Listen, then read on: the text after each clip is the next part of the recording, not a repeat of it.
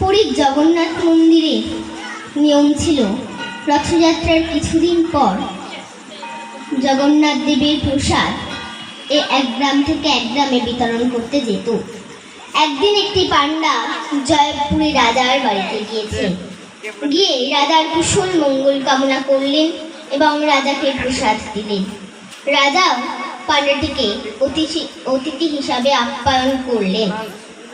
একদিন পর যখন রাজা চলে আসবেন দক্ষিণা সংগ্রহ করে, তখন রাজার একটি ছোট্ট কন্যা পদ্মাবতী পান্ডাটিকে এসে বলল, তুমি তো জগন্নাথ দেবের কাছে যাচ্ছ, আমি একটি জগন্নাথ দেবকে ছোট্ট উপহার দেব, তুমি কি সেটি নিয়ে যাবে?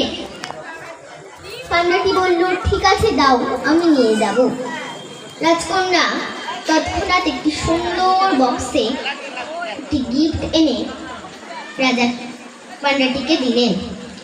পান্ডাটি পুরীর উদ্দেশ্যে রওনা দিলেন। পান্ডাটি পুরীতে ঢোকার পূর্বে তার লোভ হলো, যেহেতু রাজার কন্যা দিয়েছেন মানে মানি মুক্ত সোনা দানা টাকা পয়সা হবে। এই বলে সে বক্সটা খুলল। বক্সটা খুলে দেখে সে যে ভেবেছিল মানি মুক্ত সোনা দানা টাকা পয়সা, সেটা কিছুই নেই, শুধুমাত্র একটি কাগজ পড়ে আছে। এই দেখে পান্ডাটির খুব রাগ হলো। সে রেগে কাগজটি ফেলে দিয়ে সে বাড়িতে চলে এলেন। এসে সে ঘুমিয়ে পড়লেন। মাঝরাত্রে স্বয়ং জগন্নাথ দেব তার স্বপ্নেতে এসেই তাকে একটা থাপ্পড় লাগালেন। বললেন, তুমি মূর্খ, আরে মূর্খ, আমার ভক্ত আমার জন্য অমূল্য সম্পদ পাঠিয়েছে, তুমি সেটা রাস্তায় ফেলে দিয়ে এলে। তুমি কালই চলো আমার মন্দিরে, তুমি গিয়ে দেখবে তুমি যেটি কোনো কাজের নয় বলে ফেলে দিয়ে এসেছো, সেটা আমি হৃদয়ে কণ্ঠে ধারণ করে রেখেছি। এই বলে তার স্বপ্ন ভেঙে গেলেন।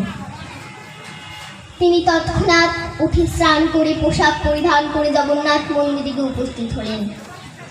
জগন্নাথ মন্দিরে সব পুরোহিতরা গেট খুলে রোজ দিনের মতো শৃঙ্গার করাতে গেলেন। শৃঙ্গার করাতে গিয়ে দেখা গেল জগন্নাথের কণ্ঠে একটি কাগজ ঝুলে আছে। একটি পান্ডা দৌড়ে এসে বলল, জগন্নাথের শরীর অপবিত্র হয়ে গেল, জগন্নাথের শরীরে কাগজ ঝুলে আছে। এই নিয়ে হল্লা পড়ে গেল। তখন এই পান্ডাটি গিয়ে বলল, প্রধান পান্ডাটিকে সব ঘটনা খুলে বলল। প্রধান পান্ডাটি শুনে ভাবল, কি এমন অমূল্য সম্পদ যেটি ভগবান হৃদয়ে কণ্ঠে ধারণ